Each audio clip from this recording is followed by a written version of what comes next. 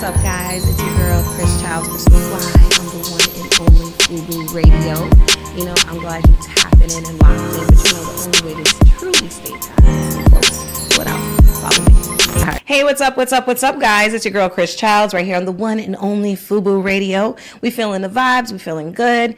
You already know I want you to follow us across all social media platforms. Make sure you stay in the know. Hit us up. Let us know what you like, what you love, what you don't like. It's for us, by us, for a reason. All right, so we're going to kick it off. We're going to get into the good part, the mushy, gushy stuff. You know, I like to kick it off with a little bit of a moment of motivation.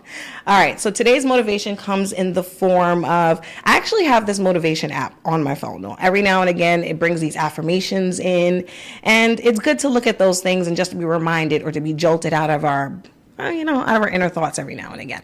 All right, so today's moment of motivation goes a little something like this. Can't spell million without a couple L's. Keep pushing. Simple and to the point, right? Listen, we're all on our journey to greatness, and sometimes we forget that it's not just the A to Z trajectory. There's going to be a lot of bumps along the way. There's going to be some obstacles, and you're going to have to take those L's. It's not all about the winning story. We're going to get to your wins, but without those L's, you won't learn the lessons. They won't put you on a different trajectory. You might not even pivot if certain things don't happen. So, can't spell millions without a couple L's. All right, so let's get into it. So lots and lots to talk about. I actually am coming down off of a busy season. I got to actually catch up on some entertainment, some things that are happening on TV, documentaries. Speaking of, if you're looking for some good entertainment, listen, shout out to FUBU. The FUBU co-founders actually went on Drink Champs Entertainment. It was good, some funny stories. Shout out to Keith Perrin, our FUBU Radio CEO. So you might enjoy that. So I actually got to catch a lot. So we also saw Amanda Seales, Club Shay Shay, and guess what else came up on the television while I got to indulge? Listen, they're doing a Diddy documentary. So listen, TMZ has actually decided to go ahead and release this ominous project called The Downfall of Diddy. Now, you already know we spoke about this on a previous episode, the way that they raided his home. And again, we have to be reminded that this is a civil case. But the downfall of Diddy was actually pretty ominous, dark. And we have to mention that it might quite be disrespectful because remember, this is an ongoing developing story. We don't know if he's going all the way down. We don't know the scope of how things are going to happen. But there are a lot of things that they touched on. They touched on his past, the fact that he got away in the past from different accusations and so on and so forth, some assault crimes, etc., and essentially saying that Diddy has found ways to get out of these problems before.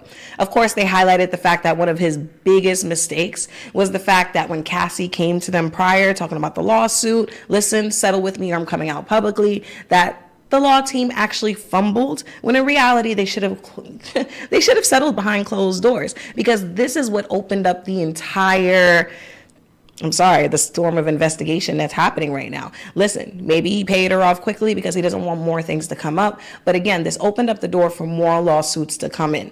Again, they did raid his house. They raided his house under the presumption that there's some sex trafficking and human trafficking going on. Now, again, I have to remind you that this is a civil suit and it's not yet a criminal case. And it looks like they are building and putting together the bricks for a criminal case. Now, we have seen that his 25-year-old assistant has been arrested for quote-unquote drug trafficking. He is 25 years old. So this actually might be a tactic for the feds, because this is not a state crime. This is a fed crime that they picked him up for. This actually might be a tactic to get him to flip on Diddy and to talk about the inner workings. A lot of presumptions are up in the air because they're saying he's 25. They can be offering him years in terms of his testimony. So we'll definitely see how that plays out. And like I said, the documentary went back and forth. It was balanced. You've seen a lot of people that were talking about against him. Obviously, Aubrey O'Day had a lot to say. She talked and broke down about the way that the contracts were going when Diddy was going around basically giving away the masters and saying that, he's his new self, calling him Brother Love, calling himself Brother Love, and so on and so forth. But what she basically said was, I was not going to sign away my right to my story. Now, when you listen to this documentary and the way they lay everything out, because that's the thing that makes everything interesting, is you can tell any story with the puzzle pieces that you have, right? It's all about how you arrange it. But it starts to look suspicious, and it's starting to play out in the court of public opinion. Now, this is where it gets a little sticky, because what people think of you publicly will sometimes often stick if there is a criminal case actually pending. So it's getting a little sticky for him. You're going to see Cassie weighing in if it does become a federal case. But again, this documentary was juicy, salacious, but I don't know, it takes us there. It takes us there to really think about these questions. Now, his lawyer is trying to make a smart move in terms of getting 2 charges to get dismissed, specifically on the premise that these certain laws didn't exist back when it happened. Right? Now, so follow me on this. Specifically, the sex trafficking and revenge porn. Now, obviously, we know these things are wrong. You can't sex traffic people. So the question is, just because it wasn't legal at the time that these crimes, quote unquote, supposedly happened, because he's not admitting guilt, it's just a matter of, can he be charged for something that wasn't a crime at the time that it happened? You already know the vibes. I want to hear from you guys because it's still developing. We're going to see more. And it really that comes down to, did he do it or did he not? Listen, it's developing. We're going to touch on it again, but I want to hear your thoughts. Hit us on the socials. All right. So moving on to the next thing. And it's right on the same page, guys. Harvey Weinstein. Yeah, we know that name. He is at the pinnacle of why the Me Too movement started. And Harvey Weinstein, essentially, his New York conviction has been overturned. It's a big thing. It's sending a lot of people reeling. It's bringing up old wounds for people who are supporting the Me Too movement. And say whatever you have to say about the Me Too movement. Obviously, a lot of people took advantage of it for the wrong reasons. But in this case, a lot of people felt vindicated when Harvey Weinstein went to jail. Now, the premise in which the New York conviction was actually overturned was because there were a lot of mistakes during trial. It was basically saying that it was not a fair trial, and specifically because they allowed a lot of women to actually testify against Harvey Weinstein, even though they did not have a case against him or a case on the books in terms of being prosecuted and tried for. So the defense team obviously made a big deal about the fact that he was railroaded. He was meant to look absolutely guilty in front of the jury. All right. So obviously there were some other mistakes, especially there was a lot of pressure to put this man under the jail. This does not mean that there's absence of guilt here. He's still incarcerated. He still will serve time. He's still incarcerated for the LA conviction.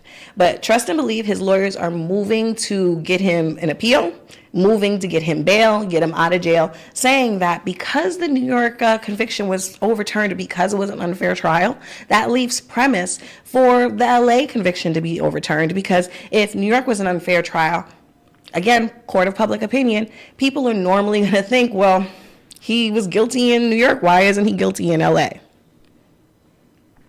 Exactly. So it leaves a lot of room for what ifs. Don't worry. Again, he still has 16 years more to serve. The question really is he going to serve out his term in New York, continue in New York because he's in Albany, or if he's actually going to go over and serve the rest of his time in LA. So he doesn't mean he's off the hook. He definitely might get tried again, especially in New York. But again, it comes down to the way the judicial system is. Our trial courts didn't seem to think that he was railroaded, but the appeals court did. See, the law can work in a couple of different ways. Now, in this case, again, Diddy's case is still developing. We don't know, but we can see how the court of public opinion can drastically change how a case may go. Yes, we get it. The jurors are given rules. You can't know any information outside the case. You can't be biased. You can't be et cetera, et cetera, et cetera. There's a whole list of rules. But these are humans judging other humans based on a court of law. So when you really, really think about it, the more we dehumanize someone, the more that we make them monstrous or put our narrative on somebody. In this case, we don't know what happened with the Diddy situation. You'll never know what happened behind closed doors, but everybody does deserve a right to a fair trial. And right now, in the case of Harvey Weinstein, he's guilty. There's tons and tons of reports regarding that. In the case of Diddy, it's soon to find out. But again, remember, we're still in the civil court process.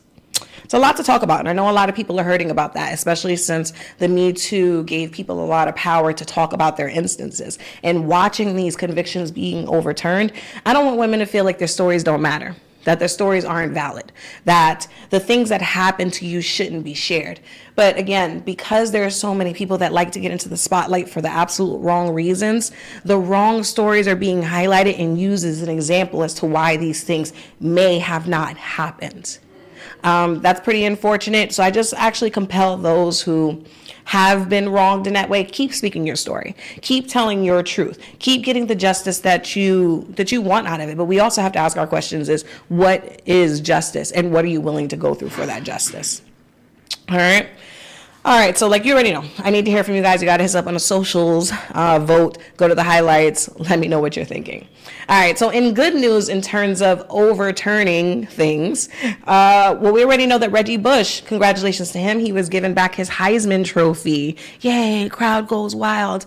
Listen, I know that there's a lot of conflicting opinions when it comes to Reggie Bush and his Heisman. If you don't know the reason why it was taken away, well, as we know, a lot of these college athletes right now are getting and reaping the benefits of these NIL deals. They're able to get endorsements, they're able to get all these other benefits, using their name and their likeness and actually making millions of dollars before they even get to the big leagues. And I think that's dope. They spent their entire lives training to be exactly where they want to be. So it's only right that in 2021, they overturned those restrictions in terms of players getting those deals and getting those endorsements. Remember, this is money that can change their families' lives, change their lives over immediately, because we don't know what's in the future. You don't know if they're going to be the number 1 draft pick, number 3, et cetera, et cetera, et cetera. So them being great at their sport in their young age, it's a blessing. It's a benefit for them to be able to have those deals. Now, back in 2005, Reggie Bush was found guilty of basically improperly taking benefits at the time when the NCAA had all these restrictions on taking these deals. Now, this is where the question comes in, because this seems to be the theme of things, right? Now, in this case, they used something new. A new rule basically saying that he can have his Heisman. You know, the damage was done. The school actually ended up having to give over their championship win because of them convicting him or basically blaming him for taking these deals. And that was the first time in history a school ever had to give back their championship. Now that he has his Heisman, what's going to happen with the school? Is the school going to get that recognition of that championship? Like, there was so much damage done. So by changing this one thing, what are we asking ourselves? Is Reggie Bush going to be able to get any lost money from endorsements that he could have possibly had? I mean, honestly, the questions are really up in the air. Reggie Bush isn't currently looking to sue the NCAA in terms of basically how they handled the situation, putting dirt on his name, saying all these things. Now, Reggie Bush did go around the fact saying that he wasn't guilty. Now, and I think this is where it gets a little sticky. At the time, between 2003 and 2005, when he was at the height of his career, those were the rules. You could not take outside money. Doesn't matter. Yes, it fed his family, it housed his family, but those were the rules. Now that those are not the rules, does that still mean that he wasn't wrong? And this is a case in a situation where we're seeing something overturned, and this is in his benefit. With the Harvey Weinstein case, we have New York overturned his conviction.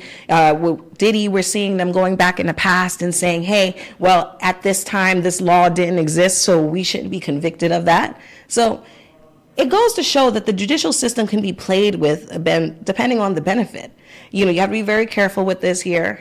Again, Reggie Bush does deserve his Heisman Trophy. He was a great player at the time, but does this absolve him for wrongdoing? What do we want to see more from him? I would like to see, more speeches and for him advocating for himself. But at the end of the day, listen, kudos to him. Kudos to all the kids that are getting theirs back. But again, we're bending the rules. How far does that go? What's the domino effect? All right. So I want to hear from you guys. We talked a lot, but you got to remember the vibes. These are all people that took L's and turned those L's into millions. All right. So listen, where there's a will, there's a way. I want to hear from you guys. You got to make sure you tap in on all across the board at Official FUBU Radio, at Chrys Childs. I'm here bringing you the trending topics, the good vibes, the good news, the bad news, and everything in between. All right, so I'm going to go for right now, but just make sure you keep it locked. Always watch us. Remember, follow Chrys with a Y, Don't Ask Me Why, on FUBU Radio, powered by U42. All right, I'm out.